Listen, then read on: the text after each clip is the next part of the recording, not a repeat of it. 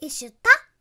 서울 아산병원에 근무 중이던 30대 간호사 A씨의 사망과 관련해 전국보건의료산업노동조합이 병원 측에 정확한 사망 경위 등 진상규명을 촉구했습니다.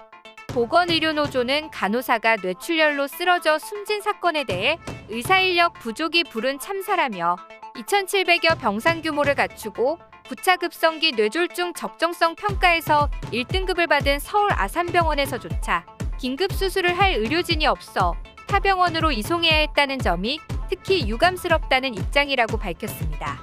하지만 대한병원 의사협의회의 입장은 매우 달라 보입니다. 이건 단순 의사수 부족에 기인한 문제가 아닌 뇌출혈 치료에 어떠한 문제점이 있는지부터 알아야 한다고 지적하고 나섰습니다. 의사수 부족이 문제가 아니라 의사가 없어서가 아니라 뇌출혈 치료에 어떤 문제점이 있는지부터 알아야 한다. 여러분들은 이게 무슨 말인지 아시겠습니까? 정확히 말하자면 긴박한 상황 속에서 뇌출혈로 쓰러진 간호사를 서울대 병원으로 전원할 수밖에 없었던 이유는 바로 서울 아산병원 응급실에 뇌출혈 수술을 할 수 있는 신경외과 의사가 없었기 때문이었습니다. 한 명은 해외 연수를, 다른 한 명은 휴가를 간 상황이었죠. 이는 학회 참석차 자리를 비웠다는 언론에 밝혀진 바와는 매우 다른 사실이었습니다. A씨가 진단받은 뇌출혈은 뇌혈관이 파열돼 뇌압 상승과 직접, 간접적인 뇌 손상이 동반되는 질환으로 뇌졸중의 일종입니다. 전문가들에 따르면 목숨을 잃거나 반신마비, 언어장애, 의식장애 등 심각한 후유증이 남지 않으려면 가능한 한 빨리 적절한 치료를 받는 것이 중요하다 말하고 있는데요. 생존 및 예후가 결정되는 골든타임은 환자의 뇌혈관 상태에 따라 달라질 수 있습니다. 하지만 아산병원에서는 당시 수술 인력이 없어 A씨의 빠른 응급 처리를 위한 이른바 패스트트랙이 제대로 작동하지 않았습니다. 서울 아산병원 등 상급 종합병원들은 내부 병동 환자와 외래 환자들의 응급질환에 신속히 대응하기 위한 전담팀을 두고 있습니다. 환자가 병원에 오는 즉시 패스트트랙이 작동돼 의료진이 치료에 나선다는 것입니다. 그러나 이번 아산병원 간호사 뇌출혈 사고는 대한민국 의료 시스템의 총체적인 문제점을 드러낸 중요한 사건입니다. 이에 대한병원 의사협의회는 3일 성명을 내고 이같이 밝혔습니다. 이건 단순 의사수 부족에 기인한 문제가 아닌 뇌출혈 치료에 어떠한 문제점이 있는지부터 알아야 한다.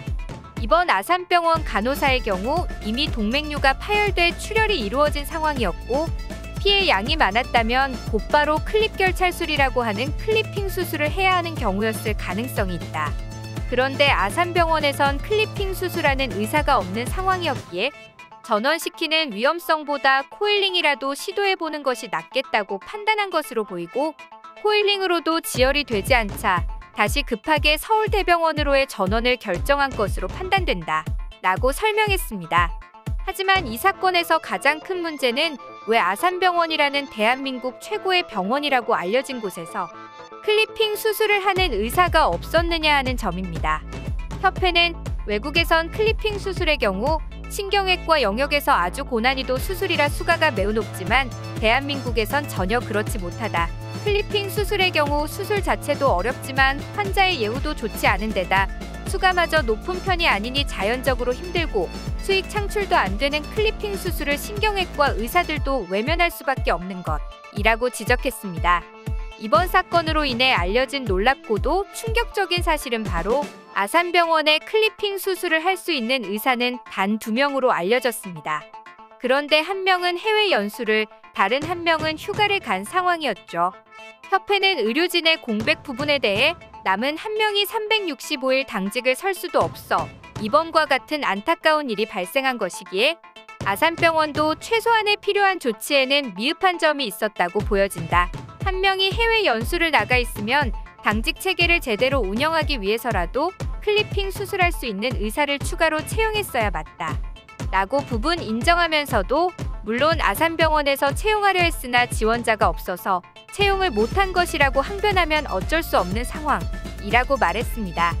이어 실제로 클리핑 수술을 하는 신경외과 의사들이 점점 줄어드는 추세인데 신경외과 전문의들에게 사명감만 가지고 일하라고 하기에는 수익도 안 되면서 어렵고 위험한 수술을 하라고 강요할 수는 없는 문제라고 지적했습니다.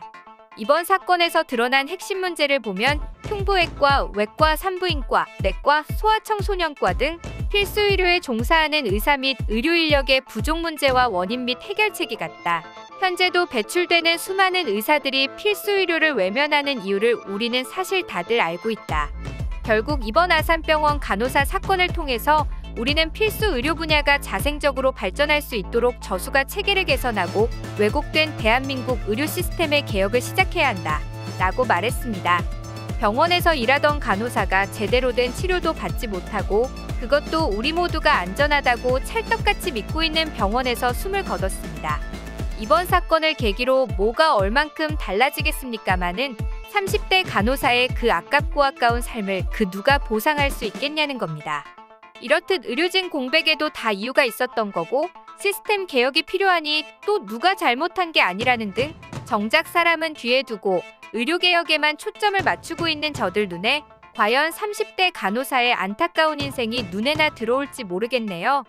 한 해 두 해 묵혀온 문제가 아닌 만큼 만약 이번 일을 계기로 뭔가 달라질 수 있다면 안타깝게 생을 마친 간호사의 죽음이 그나마 헛되지 않을 수 있을까요? 제발 자기네들 실속 차리자고 이 아깝고 불쌍한 간호사의 인생을 모른 척하지 말았으면 좋겠습니다. 고인이 된 간호사에 대한 마무리가 제대로 될 수 있도록 편안히 눈 감을 수 있도록 끝까지 지켜보겠습니다. 여러분들의 생각은 어떠신가요? 지금까지 이슈톡이었습니다.